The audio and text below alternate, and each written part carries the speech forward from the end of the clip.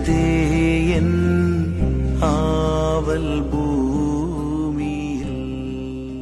கிறிஸ்து இயேசுவுக்குள் அன்பானவர்களே, இயேசுவின் ஆசீர்வாத ஊழியங்களின் மூலம் அன்பின் வாழ்த்துக்கள். இந்த நாளிலும் தியானத்திற்கென்று ஏசாயா தீர்க்கதரிசன புஸ்தகம் 40வது அதிகாரம் 29வது வசனம். சோர்ந்து போகிறவனுக்கு அவர் பலன் கொடுத்து சத்துவம் இல்லாதவனுக்கு சத்துவத்தை பெருக பண்ணுகிறார்.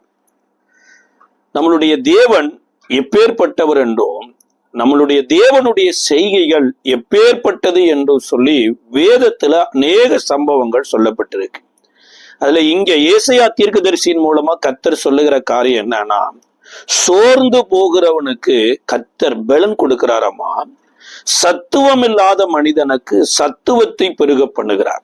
யோபுவினுடைய வாழ்க்கையில கூட பாருங்க, எதிர்பாராத விதமா எல்லாவற்றையும் இழக்கிறார். வீட்டை இழக்கிறாரு, வேலை இழக்கிறாரு, வசதி வாய்ப்பு எல்லாம் இழந்துட்டார்.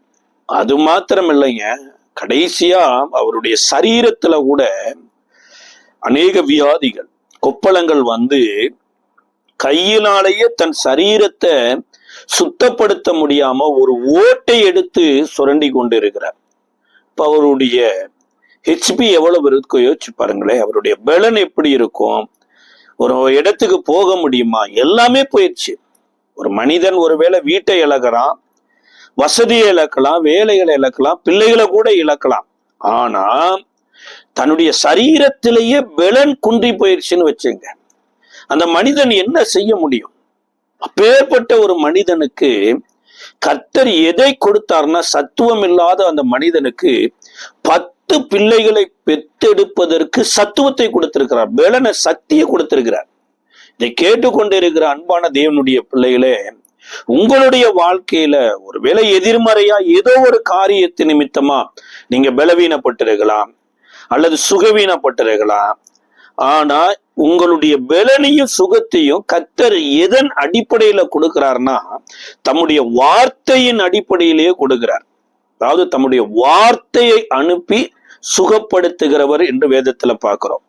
இப்ப யோபுவுக்கு கிட்டத்தட்ட 36வது அதிகாரத்துல இருந்து 41வது அதிகாரம் வரைக்கும் தான் யார் என்பதை கற்றுக் கொடுக்கிறார். குதிரைக்கு எப்படி பலன் வருது, குதிரையின் மேல இருக்கிற சக்தி எது மூலமா வந்தது, ஒவ்வொன்றா சொல்றார். காண்டாமிருகத்துக்கு எப்படி பலன் வருகிறது, அதோடு கூட லிவியாத்தான் எனப்பட்ட தேவனுடைய படைப்புல ஒரு மிருகம் இருந்திருக்கு. அது சர்ப்பங்கிறாங்க, சில மிருகங்கிறாங்க. ஆனா அதனுடைய சக்தியை குறித்து ஆண்டவர் விவரித்து சொல்றார். ஏன் இதையெல்லாம் சொல்றாருன்னா, என்னால் படைக்கப்பட்ட இவைகளே இவ்வளவு வலிமையுடையதா இருக்குமானா, யோபுவே, நான் எப்பேற்பட்ட வலிமையுடைய தேவன், அப்பேற்பட்ட வலிமையை உனக்கு நான் கொடுப்பதற்கு இந்த நாளிலும் கூட ஆவலாய் இருக்கிறேன், சித்தமாய் இருக்கிறேன்னு தான் யோபுவினிடத்துல வந்து பேசுகிறார். ஒருவேளை நம்மளுடைய முற்பிதாக்களுடைய அந்த டிஎன்ஏ நமக்குள்ள வேலை செய்யலாம். சிலருக்கு பாருங்க ஆஸ்துமா வியாதி இருக்கும், அவங்க தாத்தாவுக்கும் அந்த ஆஸ்துமா வியாதியினால பாதிக்கப்பட்டிருப்பார், அவங்க அம்மாவோ அப்பாவோ அந்த வியாதியினால பாதிக்கப்பட்டிருப்பார். அது பிள்ளைக்கு வந்து வேலை செய்யும் பாருங்க. அதுபோல சுகரும் அதே மாதிரிதான். அவங்க தாத்தாவுக்கு சில சுகர் இருப்பாங்க, அவங்க அப்பா அம்மாவுக்கு இருப்பாங்க, பிள்ளைகளுக்கு வருவாங்க. இது வந்த உடனேயே நம்ம என்ன போயிடுறோம்னா, சத்துவம் இல்லாத ஒரு நிலைமைக்கு போய்விடுகிறோம். ஆனா இந்த ஜென்ம சரீரத்துக்குரிய பலனை காட்டிலும் கர்த்தருடைய ஆவியானவர் மூலமா அவர் வார்த்தையினால வரக்கூடிய பலன், சத்துவம் பாருங்க பெரிதா இருக்கும். கர்த்தருடைய இந்த உபதேசத்தை கேட்டு கேட்டு கேட்டு இந்த யோபு பாருங்க, ஒரு ஓட்டை எடுத்து சுரண்டி கொண்டிருந்த இந்த மனுஷன் இன்னைக்கு தேவ வார்த்தையை பெற்றதுக்கு அப்புறம் இழந்த அத்தனையும் திரும்ப பெறார். அதுல மிக மிக முக்கியமானது என்னன்னா, அவருடைய சரீரத்துல புது பலன் அடைகிறார் பாருங்க. இந்த புது பலன்ல 10 பிள்ளைகளை பெற்றெடுப்பதற்கு அவருடைய ஹார்மோன்கள் எல்லாம் புதுசா உற்பத்தி ஆகுது, அவருடைய ஹெச்பி எல்லாம் ஹை ஆகுது.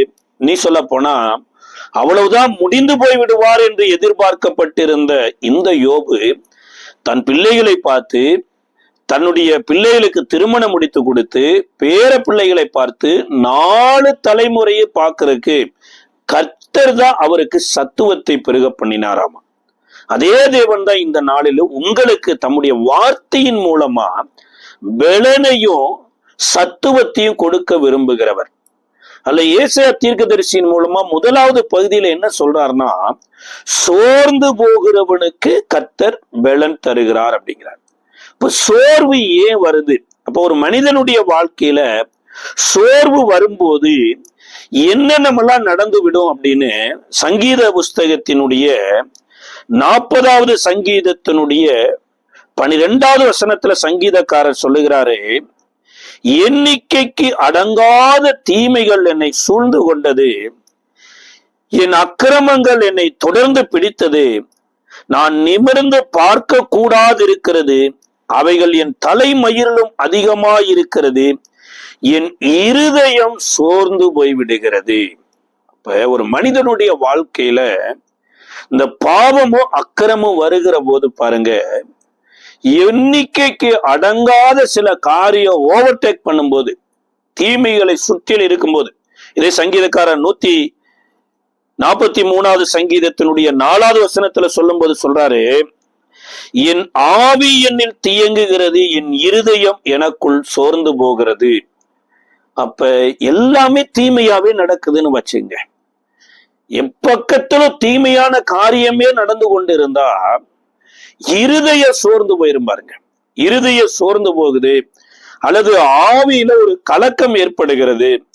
இந்த கலக்கத்தினால என்ன ஆகி விடுகிறது அப்படின்னா, நன்மை செய்வதற்கு எண்ணமே இல்லாம போயிரும் பாருங்க. இதுல ஆதியாம புஸ்தகத்தினுடைய 42வது அதிகாரத்தின் 28வது வசனத்துல யோசேப்பினுடைய 10 சகோதரர்களும் ஒரு இடத்துல மிகவும் சோர்ந்து போயிடுறாங்க. என்ன சோர்ந்து போயிடுறாங்கன்னா, யோசேப்பின் இடத்துல தானியம் வாங்கணும் என்று வந்தவங்க, அதற்கு யாக்கோபு தேவையான பணத்தை எல்லாம் கொடுத்து அனுப்பி இருந்தார். இப்ப தானியம் வாங்குற இடத்துல பணத்தை கொடுத்து தானியம் வாங்குறாங்க, அவங்களும் பணத்தை வாங்கிட்டாங்க. இப்ப வழியில வருகிற போது தங்கள் மிருக ஜீவன்களுக்கு ஆகாரம் கொடுக்கும்படி தானிய பைய திறந்து பார்த்தா இவர்கள் கொடுத்த பணம் இப்ப இவர்களுடைய பைக்குள்ள இருக்குது. இதை பார்த்த உடனே தான் சோர்ந்து போயிட்டாங்க. பணம் எப்படி பைக்குள்ள வந்தது? நிறைய நேரங்கள் நம்மளுடைய வாழ்க்கையில சோர்வு வருவதற்கு பின்னணியில எண்ணிக்கைக்கு அடங்காத தீமைகள் நம்மை சூழ்ந்து கொள்கிறோம். இந்த யோசேப்புக்கு ஒரு நாள் இவர்கள் இஸ்மவேலர் கையில பணத்தை வாங்கிட்டு தான் எகிப்தியரிடத்துல வித்து போடும்படியா இஸ்மவேலை கொடுத்தாங்க. இப்ப என்றைக்கோ செய்த பாவம் இன்றைக்கு அந்த 10 பேரையும் பின்தொடர்கிறது பாருங்க. நீதிமொழிகளின் புஸ்தகம் 11ஆம் அதிகாரம் 31வது வசனம் சொல்லுகிறது, நீதிமானுக்கு பூமியிலே சரிகட்டப்படுமாம். இப்ப நம்ம வாழ்க்கையில அறிக்கை செய்ய பண்ணாத பாவங்கள்னு இருக்கும் பாருங்க. சில பாவங்கள் நம்ம செய்திருப்போம், ஆனா கால சூழ்நிலையில அதுக்கு சரியான பிரதிபலன் வரல, அதற்கு ஒரு தண்டனையோ ஒரு நியாய தீர்ப்போ வரலன்னா நம்ம என்ன நினைத்திருவோம் அப்படின்னா, இது பாவமே இல்லை அப்படின்னு நினைத்திருவோம். ஒன்று தெரிந்து கொள்ளுங்க, ஒரு விதைக்கு எவ்வளவு வலிமை இருக்குதோ அதே போலதான் ஒரு மனிதன் செய்கிற நன்மையா இருக்கலாம் தீமையா இருக்கலாம், அதற்கும் அப்பேற்பட்ட வலிமை இருக்குது. அதனாலதான் ஏசு சொல்லும்போது சொல்றாரு, அவனவன் கிரியைக்கு தக்கதான பலன் இன்னோடு கூட வருகிறது அப்படிங்கிறார். அப்ப நன்மை செய்கிறவர்களுக்கு மேன்மை பிரதிபலனாய் வருகிறது போல தீமை செய்கிறவர்களுக்கு இந்த சோர்வு, கலக்கம், போராட்டம், பலவிதமான எதிர்மறையான காரியங்கள் தான் பிரதிபலனா வருது. இப்ப இந்த 10 சகோதரர்களும் யோசேப்பை பணத்திற்காக தான் எகிப்தியர்கள் கையில வித்து போடும்படியா இஸ்மவேலை கொடுக்குறாங்க. ஆனா இப்பொழுது பணத்தையே கொண்டு போய் கொடுத்தா அந்த பணம் திரும்பி வருது. அததான் சோர்ந்து போய் தேவன் நமக்கு செய்த தீமைக்கு தக்கதாக பிரதிபலன் தருகிறார் அப்படிங்கிறார். ஒருவேளை ஞானஸ்தானம் எடுத்திருந்தாலுமே அறிக்கை பண்ணப்படாமலும் சில பேர் ஞானஸ்தானம் எடுப்பாங்க. ஞானஸ்தானம் என்னன்னே தெரியாம எடுக்கிறவங்களும் இருக்கிறாங்க பாத்துங்க. அன்றைக்கு யோவான் சானகன் இடத்துல 3 விதமான கூட்டத்து மக்கள் வந்தாங்க.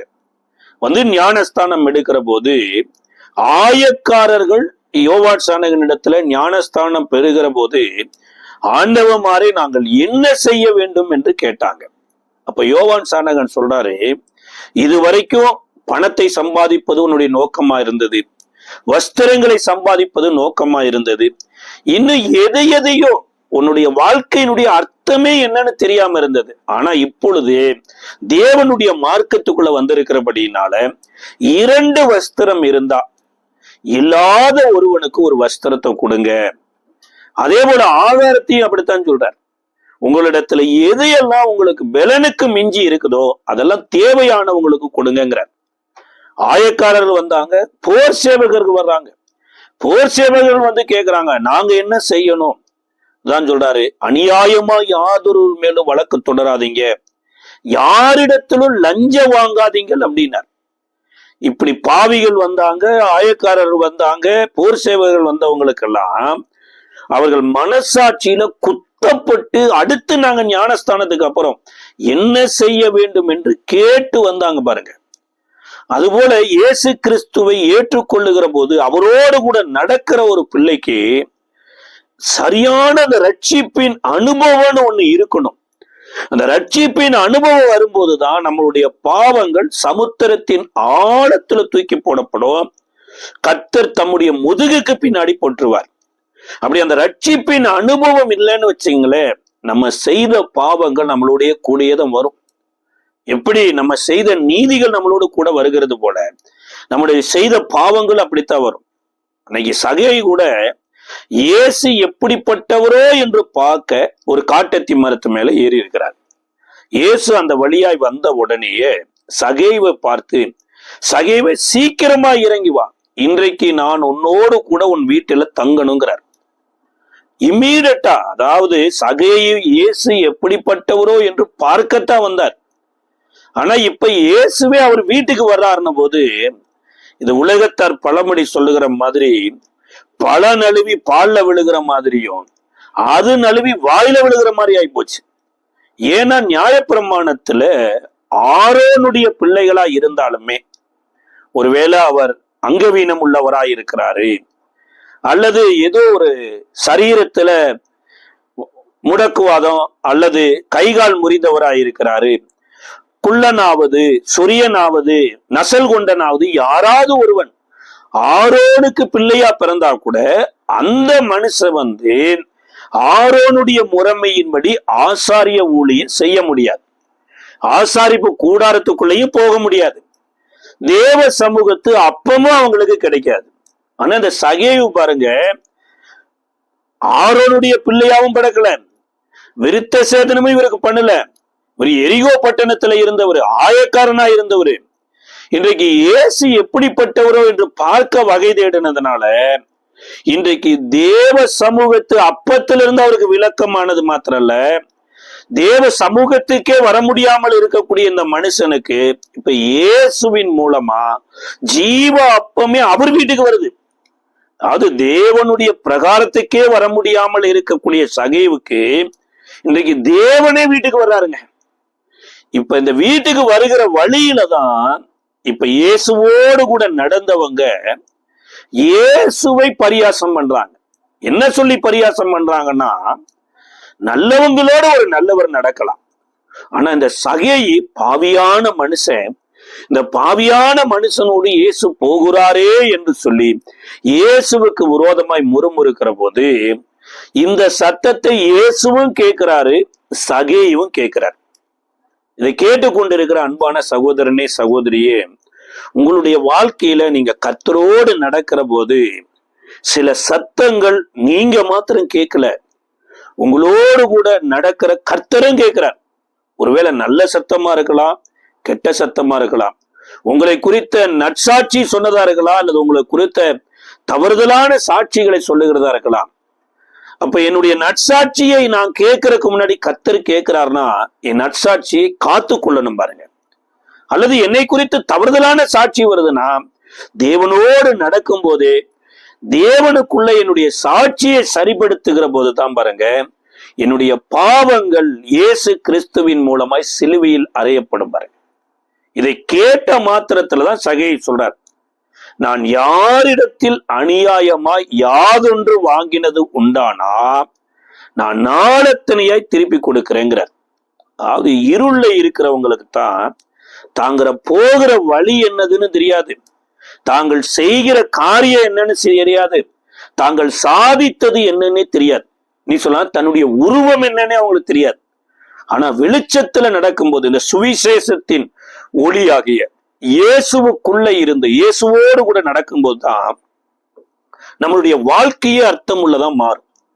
இப்படி சொன்ன மாத்திரத்துல யாரிடத்தில் அநியாயமாயாதொன்று வாங்கினது உண்டானால் அப்படிங்கிற நாளத்தினைய திருப்பி கொடுக்கிறன்னு மாத்திரமல்ல, அடுத்து இன்னொரு வார்த்தை சொல்றார், என்னுடைய சொத்தை வித்து பகுதியை நான் ஏழைகளுக்கு கொடுக்கிறேன்னார்.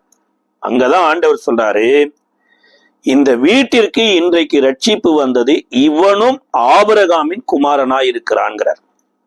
இப்ப ஆபிரகாம் ஒரு ஆசீர்வாதத்தினுடைய வாய்க்கால் மாதிரி.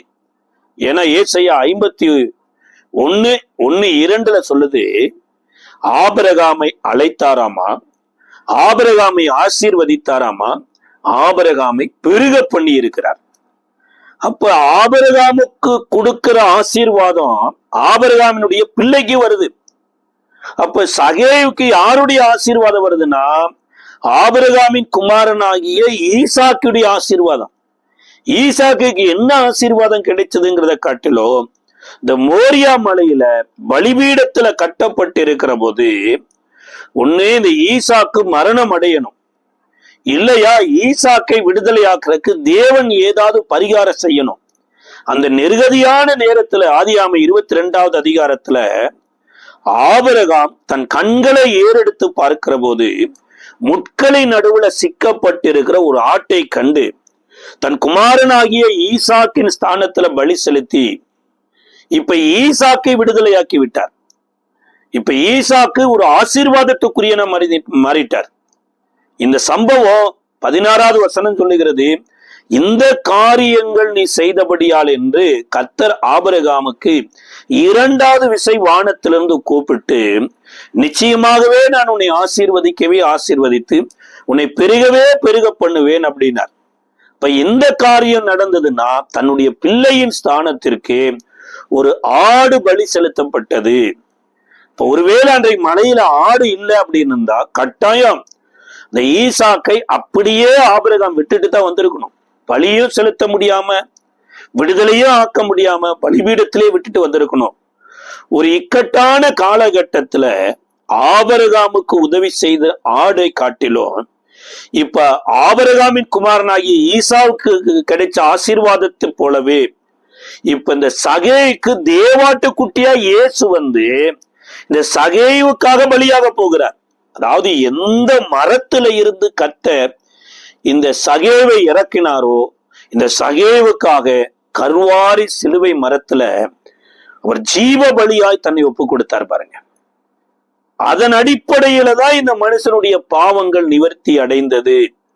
அப்ப இன்றைக்கு நம்மளுடைய வாழ்க்கையிலையும் இந்த பாவை அறிக்கை செய்கிறது மாத்திரமல்ல, கிறிஸ்து இயேசுவுக்குள்ள வாழணும். அன்றைக்கு ஈசாக்கு வாழலைங்க, ஈசாக்குக்காக மரித்த ஆட்டுக்குட்டி தான் ஈசாக்கை வாழ வைத்தது. அதே மாதிரி இங்க சகேவு ரட்சிக்கப்படல. சகேவுக்கு ரட்சிப்பை கொடுப்பதற்கு கல்வாரி சிலுவையில தேவாட்டு குட்டியா இயேசு பலியாக போகிறபடினாலதான் இவனும் ஆபிரகாமின் குமாரனா இருக்கிறானே என்கிறார். அப்ப இந்த ஆபிரகாமின் குமாரன் ஆனதுக்கு அப்புறம் நீங்களும் நானும் நற்கிரியைகள் செய்யணும் பாருங்க. எப்படி சம்பந்தமே இல்லாத ஒரு ஆடு இந்த ஈசாக்குக்கு பலியாய் அவனை விடுதலை ஆக்குனது போல, இப்படி கட்டப்பட்டு இருக்கிற மக்களுக்கு நாமும் ஆட்டுக்குட்டியின் சாயலை தரித்து கொண்டு நற்கிரியைகள் செய்யணும். நம்ம வாழ்க்கையில சோர்ந்து போகிற போதுதான் பாருங்க நற்கிரியைகள் செய்வதற்கு மனசே வராது. அதனாலதான் பவுல் கலாத்தியருக்கு எழுதின நிருபம் 6ஆம் அதிகாரம் 9வது வசனத்திலையும் 2 தெசலோனிக்கேயர் 3வது அதிகாரம் 13வது வசனத்திலையும் சோர்ந்து போகாமல் எப்பொழுதும் நற்கிரியைகள் செய்யுங்கள் அப்படிங்கிறார். சில செய்திகளை நம்ம கேட்டோம்னு வச்சுங்களேன், சில மனிதர்களை குறித்து சாட்சி கேட்டோம்னு வச்சுங்க, நமக்கு யாருக்கும் நல்லது செய்யவும் மனசு வராது. நாமளும் நல்லவர்கள் இல்லைங்கிற நிலைமைக்கு போயிடுவோம், எல்லாருமே மோசமானவர்களா மாறிடுவோம் பாருங்க. ஆனா ஒன்று தெரிந்து கொள்ளணும் பாருங்க, நாம நல்லவர்களா இருக்கிறதுனால தேவன் நற்கிரியை நமக்கு செய்யல. நாம் பாவிகளாய் இருக்கும் போது கிறிஸ்து இயேசுவின் மூலமாக நமக்கு ரட்சிப்பை கொடுத்து நமக்குள்ள நற்கிரியை துவக்கினது யாருன்னா கர்த்தர் தான். இந்த இஸ்ரவேல் மக்கள் 40 வருஷம் வனாந்தரத்துல நடத்தப்பட்டது நோக்கமே என்னன்னா, தேவன் இன்னார் என்று உலகம் முழுவதும் அறியணும். அதை எப்படி அறியணும் அப்படின்னா, இவர்கள் வாழ்கிற நற்கிரிகைகளின் மூலமா தான். இதை நீங்க உபாகம புஸ்தகம் 8வது அதிகாரத்தை நன்கு வாசிக்கிற போது அதுல 9வது வசனம் சொல்லுகிறது, நீங்கள் பின்னாட்களில் நன்றாயிருக்கும்படி தேவன் கொள்ளிவாய் சர்ப்பங்களும் தேள்களும் உள்ள இந்த மகா பெரிய வனாந்திரத்துல உங்களை நடத்தி வந்தார். அதனால அவர் உங்களை சிறுமைப்படுத்தினாரு, உங்க பசியில வருத்தினாரு. இதெல்லாம் எதற்குன்னா, ஒரு நாள் நீங்க செழிப்பான ஒரு தேசத்துல வாழ போறீங்க. வெட்டாத கிணற கர்த்தர் உங்களுக்கு கொடுக்க போறாரு, கட்டாத வீட்டை கொடுக்க போறாரு, நீ சொல்ல போனா விதைக்காத வயல்களை உனக்கு கொடுக்க போகிறாரு. இப்பேற்பட்ட ஒரு ஆசீர்வாதமான ஒரு வாழ்க்கை வாழுகிற போது உன் தேசத்துல இருக்கிற சிறுமையானவர்கள் உன்னிடத்துல வந்து திருப்தியாய் சாப்பிட்டு வானத்தையும் பூமியும் உண்டாக்கிய கர்த்தர் ஒருவர் இருக்கிறார் என்பதை அறியும்படியாக நீங்க இந்த உலகத்துல நற்கிரியைகள் செய்து தேவனை மகிமைப்படுத்துங்கிறார். இந்த நற்கிரியைகள்ல என்னன்னா, நீங்க ஒருவேளை அத்தி மரத்தை நட்டுருக்கிறீங்க, ஒளிவ மரத்தை நட்டுருக்கிறீங்க, ஏதோ ஒரு கனி மரத்தை நட்டுருக்கிறீங்க, அதை நீங்க உளுத்துறீங்க. கனி உதிர்கிற காலத்துல உளுத்துறீங்க. அப்ப அந்த பழங்கள் எல்லாம் உழுகிற போது நீங்க உளுத்துனதுல விழுந்த பழங்கள் அனைத்தும் உங்களுடையது. சில பழங்கள் விழுகல, அது அப்படியே மரத்துல இருக்குன்னா அதை நீங்க மறுபடியும் ஏறி பறிக்காதீங்க. இந்த பழங்களை தேவன் விதவைகளுக்கும் திக்கற்ற பிள்ளைகளுக்கும் அனாதைகளுக்கும் தருத்தர்களுக்கும் பிடிச்சு வச்சிருக்கிறாரு என்று சொல்லி ஒரு பிரமாணத்தையே ஏற்படுத்தினார். அப்ப நற்கிரியைகள் எனப்பட்டது எப்படி வரும் அப்படின்னா, நம்மளுடைய வாழ்க்கையில தேவன் நம்ம வாழ்க்கையில என்னென்னமெல்லாம் செய்திருக்கிறார் என்ற உணர்ந்தாத்தான் வரும். ஆனா அந்த நற்கிரியைகள் செய்ய முடியாதபடி நம்ம இருதயம் பாருங்க அநேக தீமைகளையே பார்க்குது, தீமையானதவே கேட்குதுன்னா சோர்ந்து போய் வாழ்வதை காட்டிலும் சாவதே மேல் என்று சொல்லிரும் பாருங்க. யோசுவாவின் புஸ்தகத்தினுடைய 5வது அதிகாரம் 1வது வசனத்தை நீங்க வாசிக்கிற போது, இந்த இஸ்ரவேலர் யோர்தானை கடந்து வருகிறாங்க. அதாவது அந்த நாட்களில் இருந்த கானானியர் நினைத்ததெல்லாம் என்னன்னா, இவங்க எல்லாத்தையும் ஜெயிச்சுட்டு வந்துடலாம். ஒருவேளை எரிகோ இடிஞ்சு விழுந்துடலாம், வனாந்திரத்துல கண்மலையிலிருந்து தண்ணீர் வந்துடலாம். ஆனா இந்த யோர்தான் தான் நமக்கு பாதுகாப்பு. இந்த யோர்தானை கடந்து வரவெல்லாம் முடியவே முடியாதுன்னு இவங்க நம்பிக்கை என்னன்னா யோர்தான் மேலதான் இருந்தது. ஆனா இந்த நம்பிக்கையை கர்த்தர் உடைக்கிறதுக்கு என்ன பண்றாருன்னா, யோசுவாவின் இடத்துல சொல்றாரு, நீ பரிசுத்தமான ஆசாரியர்களிடத்துல உடன்படிக்கை பெட்டியை எடுத்து கொண்டு வந்து யோர்தான்ல வந்து கால் வைக்கிற போது அந்த யோர்தானுடைய தண்ணீர் பின்னிட்டு திரும்பிரும் அப்படிங்கிறார். இப்ப நம்ம வெற்றி வாழ்க்கைக்கு அஸ்திபாரமே என்ன தெரியுங்களா? பரிசுத்தமான தேவனுடைய வார்த்தையும் பரிசுத்தமான ஆசாரியர்களும் தான் பாருங்க. கர்த்தருடைய வார்த்தையின்படியே இப்ப பிரதான ஆசாரியர்கள் உடன்படிக்கை பெட்டி எடுத்துக்கொண்டது யோர்தான்ல நின்ன போது அது ஒரு குவியலை போல நின்றதாமா. எங்க வரைக்கும் போய் நின்றுக்குன்னா, ஆதாம் ஏதேன் தோட்டத்தை விட்டு வெளியே வந்த போது ஒரு ஊர்ல குடியிருந்திருக்கிறார். அந்த ஊர் வரைக்கும் இந்த யோர்தானுடைய ரிவர் பின்னாடி திரும்பி இருக்குது. இதை கேட்ட மாத்திரத்தெல்லாம் பாருங்க தன்னுடைய நம்பிக்கையெல்லாம் போயிருச்சு என்று சொல்லி இவர்கள் கானான் தேசத்துல இருக்கிற மக்களுடைய இருதயம் சோர்ந்து போய் அது ஒரு தண்ணீரை போல கரைந்ததாமா. அப்ப நம்மளுடைய நம்பிக்கைக்கு எதிர்மறையான காரியங்கள் நடக்கிற போது நம்மளுடைய இருதயம் சோர்ந்து போயிடும். ஆனா இவர்களோடு வருகிற தேவன் பெரியவர் என்ற நினைவு வந்ததுன்னு வைங்களேன், நம்ம அவர்களோடு கூட போய் ஐக்கியப்பட்டு உடன்படிக்கை பண்ணிடும். அதுலதான் இந்த கிபியோனியர் வந்து ஒரு ரகசியமா வந்து யோசுவாவின் இடத்துல உடன்படிக்கை பண்ணிட்டாங்க. அதனால அந்த கானான் தேசத்துல மடிந்த மக்களோடு கூட இந்த கிபியோனியர் மடிந்து போகாதபடி கர்த்தர் அவர்களை காப்பாற்றினார். இன்றைக்கு நீங்களும் நானும் சோர்ந்து போகாமல் இருக்கணுமா இருந்தா கர்த்தருடைய சத்தத்தை கேட்கணும் பாருங்க. ஒரு மிகப்பெரிய ஒரு ஊழியக்காரர், அதாவது அவருடைய ஊழியத்தை குறித்து பைபிள்ல ஒரு மிகப்பெரிய ஒரு ரிவைவல் மினிஸ்ட்ரின்னு கூட சொல்லலாம் பாருங்க. ஒரு ராஜாவே சவால் விட்டு கூப்பிடுகிற அளவுக்கு ஒரு மிகப்பெரிய ஊழியத்தை செய்த எலியா கூட பாருங்க, ஒரு இடத்துல சோர்ந்து போய் போதும் ஆண்டவரே என் ஜீவனை எடுத்துக்கொள்ளும் அப்படிங்கிறார். சார், எப்பேற்பட்ட மனுஷர்னா, கர்த்தருக்கு முன்பாய் நிற்கிற நான் சொன்னால் ஒழிய தேசத்துல இருந்து ஒரு டிராப் பனியும் விடாது, ஒரு டிராப் மழையும் விடாது என்று சொல்லி ஆகாப்பு ராஜாவுக்கு சவால் விட்டு 3 வருடம் 6 மாதம் வானத்தை அடைத்து போட்ட ஒரு மனுஷன். அந்த மனுஷன் இன்னைக்கு எப்படி ஜெபம் பண்ணிட்டு இருக்கிறார்னா, எனக்கு வாழ விருப்பம் இல்ல ஆண்டவரே, தயவு செய்து என்னை எடுத்துக்கொள்ளுங்க. போல இந்த நாட்களில இதை கேட்டுக்கொண்டு இருக்கிற உங்களுக்கு கூட இப்பேற்பட்ட ஒரு எண்ணம் வந்திருக்கலாம். இப்பேற்பட்ட எண்ணத்துக்கு காரணம் என்னன்னா, கேட்க கூடாத இடத்துல இருந்து வரக்கூடிய செய்திகள் தான். அதாவது இந்த எலியா எல்லா இடத்திலும் பாருங்க கர்த்தருடைய ஆலோசனையின்படியே போகிறார். இந்த ஆகாபுக்கு முன்னாடி சவால் விட்டதுக்கு அப்புறம் கர்த்தர் எலியாவின் இடத்துல சொல்றார், நீ கேரித்தாற்றங்கண்டையில போயிரு, அதன் தண்ணீரை குடி, உன்னை போஷிக்கும்படியா காகத்துக்கு கட்டளையிடுவேன்கிறார். இந்த காகம் பாருங்க காலையிலையும் இறைச்சியும் அப்பத்தையும் கொடுக்குது, சாயந்தரமும் இறைச்சியும் அப்பத்தையும் கொடுக்குது. அதாவது கர்த்தருடைய வார்த்தையின்படி நம்ம கடந்து போகும்னா காலையிலையும் ஆண்டவர் போஷிப்பார், மாலையிலையும் போஷிப்பார். பாருங்க, நம்ம மேல மிகவும் அக்கறை உள்ளவராய் இருப்பார்.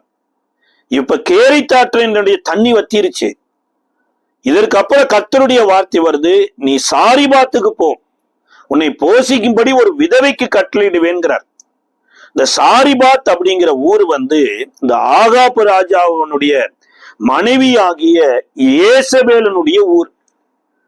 இந்த ஆகாபு ராஜா எலியாவை தேடாத இடமே கிடையாது. பாருங்க, எலியாவை கொலை செய்யும்படியா இந்த 3 வருடம் 6 மாதத்துல எல்லா இடத்துல ஆள் அனுப்பிச்சிருக்கிறாரு. ஆனா மாமனார் ஊருக்கு ஆள் அனுப்பவே இல்லை. இந்த ஊர்ல எங்க இருக்க போறான்னு விட்டுட்டாரா நம்ம தெரியல. ஆனா அங்க போன போது அந்த விதவை கூட பாத்தீங்கன்னா, அந்த விதவையும் அவங்க மகனும் ஒரு நேரம் ஆகாரம் வைத்து சமைத்து சாப்பிடலாம் என்று ஒளிமுக வாசலுக்கு விறகு பருக்க வந்திருக்கிறாங்க. எல்லாம் முடிஞ்சிருச்சு, கணவன் கிடையாது. ஒருவேளை யாராவது உதவி செய்வாங்கன்னு பார்த்தா எல்லோருமே பஞ்சத்துல இருக்கிறாங்க. யாருமே உதவி செய்யற, வாழ்றதை காட்டிலும் சாகிறது மேல் என்கின்ற ஒரு நிலைமையில தான் இந்த ஒளிமுக வாசலுக்கு இந்த விதவை வந்திருக்கிறாங்க.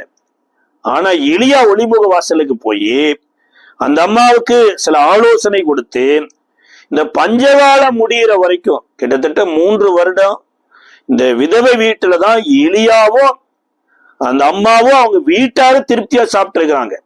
இப்ப காகங்களை கொண்டு போஷித்த கர்த்தர் இப்ப விதவையின் வீட்டில இருந்து போஷிக்கிறார். இப்ப 17வது அதிகாரத்தினுடைய கடைசி பகுதியில கர்த்தரே சொல்றாரு, நீ போய் உன்னை ஆகாப்புக்கு காண்பி, நான் தேசத்துல மழையை கட்டளையிடுவேன்கிறார். 18வது அதிகாரம் 1வது வசனத்தின்படி இப்ப எலியா ஆகாப்பின் இடத்துல போய் தன்னை காண்பித்துதான் ஒரு 2 பலிபீடத்தை உருவாக்கி, ஒன்று பாகாலின் கையிலையும் கொடுக்கிறாரு, இன்னொன்னு கர்த்தருக்கென்று யெகோவா தேவனுக்கென்று சொல்லி தனியா வச்சு ஒரு மிகப்பெரிய ஒரு ரிவைவலே நடக்குது. இதற்கு அப்புறம்தான் கர்மேல் பர்வதத்துல போய் முழங்கால் படியிட்டு ஜெபம் பண்ணுனா தன்னுடைய வேலைக்காரனை சமுத்திர மார்க்கமாய் போய் பார்த்து வரும்படியா அனுப்புறார். ஒரு விசை போய் பார்த்துட்டு வந்தா ஒன்னையுமே காணாம், 2 விசை போய் பார்த்துட்டு வந்தா ஒன்னையுமே காணாம், 3 விசை பார்த்துட்டு வராரு, ஒண்ணுமே இல்லை. ஆனாலும் எலியா ஜெபத்தை விட்டபாடில்ல. கடைசியா 7வது விசை போய் பார்த்துட்டு வருகிற போதுதான் சமுத்திரத்துல இருந்து கையளவு மேகம் எழும்புகிறது அப்படின்னு சொல்றார். அதாவது சமுத்திரத்துல இருந்து தேவன் உன்னை எழுப்புறாருன்னு வைங்களேன். அதாவது எழும்பாத இடத்துல இருந்து ஒரு காரியம் எழும்புங்க. இந்த உலகத்தார் பழமொழி சொல்லுவாங்க பாருங்க. அதான் இயேசுவின் காலத்துல கூட பிலிப்பு இந்த நாத்தான் வேலின் இடத்துல சொல்லும் போதுதான் நாத்தான் வேல் சொல்றாரு, நாசரேத்திலிருந்து ஒரு நற்செய்தி வருமானு கேட்கிறார். சார், ஒரு கண் மலைக்குள்ள இருந்து தண்ணீர் வருதுன்னா, ஒரு மண்ணுக்குள்ள இருந்து ஒரு மனுஷனுடைய கண்ணு வருதுன்னா, எல்லாவற்றையும் எல்லாவற்றாலும் நிரப்புகிற தேவனால ஏதாவது ஒரு அற்புதம் இல்லை, எதுலையுமே அற்புதத்தை செய்ய முடியும். இப்ப கையளவு மேகம் வந்த உடனேயே எல்லா நேரமும் தேவனுடைய வார்த்தையின்படி ஓடிய எலியா இப்ப கையளவு மேகத்தை பார்த்துட்டு கர்த்தருடைய ஆலோசனையே இல்லாம ஆகாப்பு ராஜாவுக்கு முன்னாடி ஓடுறார். அதாவது ஆகாப்பு ராஜாவனாவது ரதத்துல போறாரு, இவர் ரதத்தை காட்டிலும் வேகமா ஓடி இப்ப ஆகாப்பு ராஜாவினுடைய அரண்மனைக்கு பக்கத்துல குடியிருக்கிறார். இந்த குடியிருக்கும் போதுதான் ஏசபேலின் இடத்திலிருந்து டைரக்டான வார்த்தை வருது.